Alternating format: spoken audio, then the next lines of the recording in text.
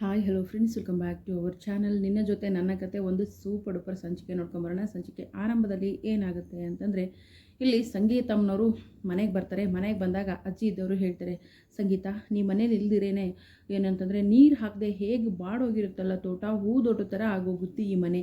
ನೀನು ಇಲ್ಲದೆ ಏನಂತಂದರೆ ಈ ಮನೆಯ ಕಳೆನೇ ಕಳೆದು ಹೋಗಿತ್ತು, ಸೊ ಲಕ್ಷಣನೇ ಕಳ್ಕೊಂಡಿತ್ತು ಅಂತ ಹೇಳ್ಬಿಟ್ಟು ಅಜ್ಜಿ ಹೇಳಿದಾಗ, ನೀನು ಎಲ್ಲೂ ವಾಪಸ್ ಬರ್ತೀಯೋ ಇಲ್ಲ ಅಂತ ತುಂಬ ಭಯ ಆಗಿತ್ತು ಸಂಗೀತ ಅಂತ ಅಜ್ಜಿ ಹೇಳ್ತಾರೆ. ಅಜ್ಜಿ ಹೇಳೋದನ್ನು ಕೇಳಿ, ಅಮ್ಮ ಯಾಕಮ್ಮ ಅನ್ಕೋತೀಯ, ನನ್ನನ್ನು ಪ್ರೀತಿಸೋರು ಇಷ್ಟೊಂದು ಜನ ಇರಬೇಕಾದ್ರೆ ನಾನು ಹೇಗಮ್ಮ ಆ ದೇವ್ರು ಕರ್ಕೊಳ್ಳೋಕೆ ಸಾಧ್ಯ, ಅವನಿಗೂ ಕೂಡ ಭಯ ಆಗಿದೆ ಅಮ್ಮ ಅಂತ ಹೇಳಿ ಸಂಗೀತ ಹೇಳ್ತಾರೆ. ಇಬ್ಬರು ಅಮ್ಮ ಮಗಳು ಆಗ ಕೂಡ ಮಾಡ್ಕೋತಾರೆ.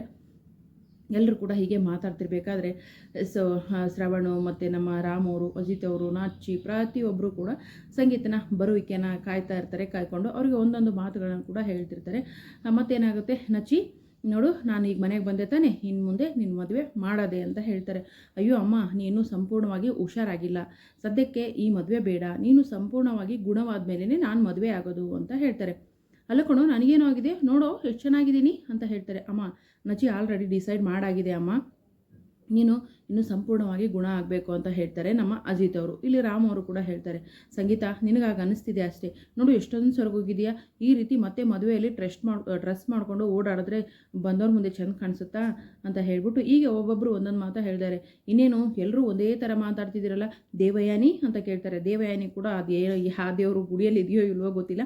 ದೇವಯಾನಿ ಕೂಡ ನನ್ನ ಅಳಿಯನ ಪಾಟಿ, ನನ್ನ ಹಳೆಯ ಹೇಗೆ ಹೇಳ್ತಾನೋ ಹಾಗೆ ಅಂತ ಹೇಳ್ತಾಳೆ. ದೇವಯಾನಿ ನೀನು ನನ್ನ ಅಂತ ಸಂಗೀತ ಹೇಳ್ತಾರೆ. ಯಾಕಂದರೆ ದೇವಯಾನಿಗೆ ನಚ್ಚಿನ ಬುಟ್ಟಿಗೆ ಹಾಕೊಳ್ಳೋ ಒಂದು ಐಡಿಯಾ ಇದೆ. ಹಾಗಾಗಿ ಅಳಿಯ ಹೇಗೆ ಹೇಳ್ತಾನೆ ಹಾಗೆ ಹಾಗೆ ಅಂತ ಹೇಳ್ಬಿಟ್ಟು ಏನೋ ಹೇಳ್ತಾರೆ. ಗೋವಿಂದ ಗೋವಿಂದ ಅಂದಂಗೆ ನೀವು ಅಂದಂಗೆ ಅಂತಿದ್ರಂತೆ. ಆ ರೀತಿ ಈ ದೇವಯಾನಿ ಆಟಗಳನ್ನು ಆಡ್ತಾ ಇದ್ದಾಳೆ ಅಂತಲೇ ಹೇಳ್ಬೋದು. ಇನ್ನು ಭೂಮಿ ಇದ್ದವಳು ದೂರನೇ ನಿಂತ್ಕೊಂಡಿರ್ತಾಳೆ. ಭೂಮಿ ಹತ್ರಕ್ಕೂ ಕೂಡ ಬರೋದಿಲ್ಲ.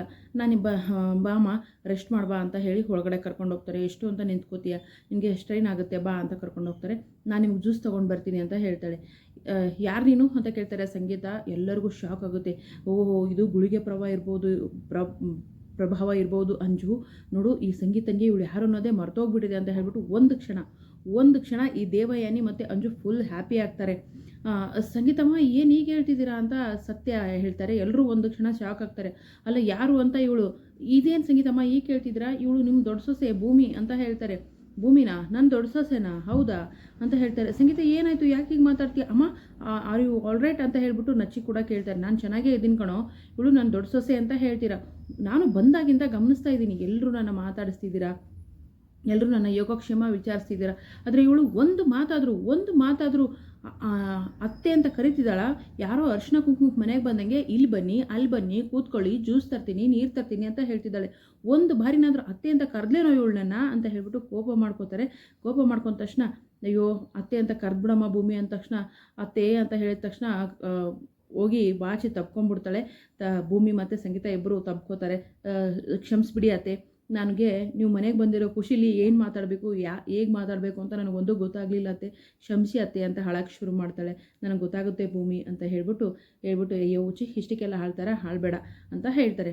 ಅತ್ತೆ ನಾನು ಹೋಗಿ ನಿಮಗೆ ತಣ್ಣಗೆ ಜ್ಯೂಸ್ ತೊಗೊಂಡು ಬರ್ತೀನಿ ಅಂತಾಳೆ. ಬೇಡ ಜ್ಯೂಸ್ ಬೇಡ, ಟೀ ತೊಗೊಂಡು ಬಾ, ನೀನು ಮಾಡ್ತೀಯಲ್ಲ ಸ್ಪೆಷಲ್ ಆಗಿರೋ ಟೀ ತೊಗೊಂಡು ಬಾ ಅಂತ ಹೇಳ್ತಾರೆ. ನೋಡೋಣ ಟೀ ತರಕ್ಕೆ ಹೋಗ್ತಾಳೆ. ಅಲ್ಲಿ ಕೂಡ ಒಂದು ಇನ್ಸಿಡೆಂಟ್ ನಡೆಯುತ್ತೆ. ಆ ಇನ್ಸಿಡೆಂಟ್ ಏನು ಅನ್ನೋದನ್ನು ನಾನು ನೆಕ್ಸ್ಟ್ ವಿಡಿಯೋದಲ್ಲಿ ಅಪ್ಲೋಡ್ ಮಾಡ್ತಾ ಹೋಗ್ತೀನಿ. ವಿಡಿಯೋಗೆ ಒಂದು ಲೈಕ್ ಮಾಡಿ, ಚಾನಲ್ ಸಬ್ಸ್ಕ್ರೈಬ್ ಮಾಡಿಕೊಂಡು ಸಪೋರ್ಟ್ ಮಾಡಿ. Thank you so much.